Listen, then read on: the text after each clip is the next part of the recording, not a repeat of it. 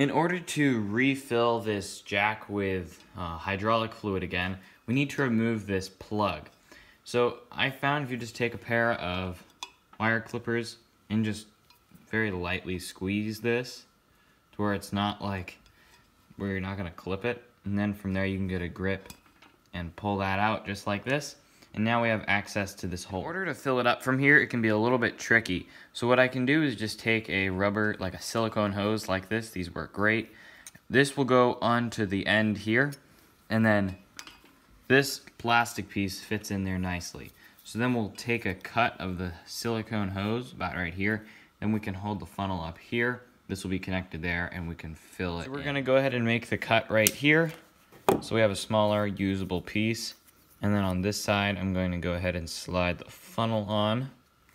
Now I'm going to go ahead and put this plastic piece in the other end and slide this over. So now we have our little jig here for filling up the jack. We're also going to hold this up just with a piece of wire, so we'll have both hands on the bottle while we're filling, and this just makes it a little bit easier. Here's our hydraulic fluid. This is 303. It's some of the cheaper stuff we can get.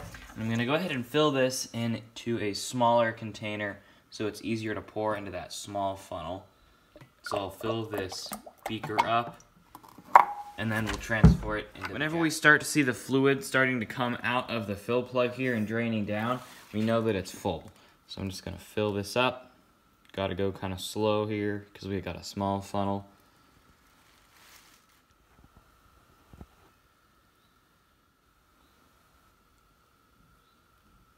It took about 10 minutes, and now you can see when I pour some in there, it starts to come out here.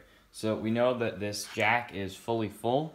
Now we can go ahead and take out this mechanism and put the plug back in. Before we put the plug back in, we're just gonna run the jack up and down, pump it up, just to make sure we work that oil in, and maybe we'll need a little bit more at the end. I can see it starting to come up now.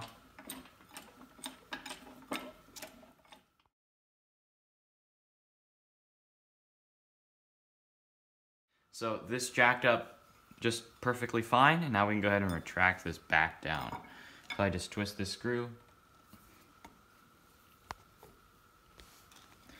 and it does not have any weight on it because obviously there's not the big metal bar. So to get this to retract down, I'm just gonna push this down, and then it just slides right down nice and smooth.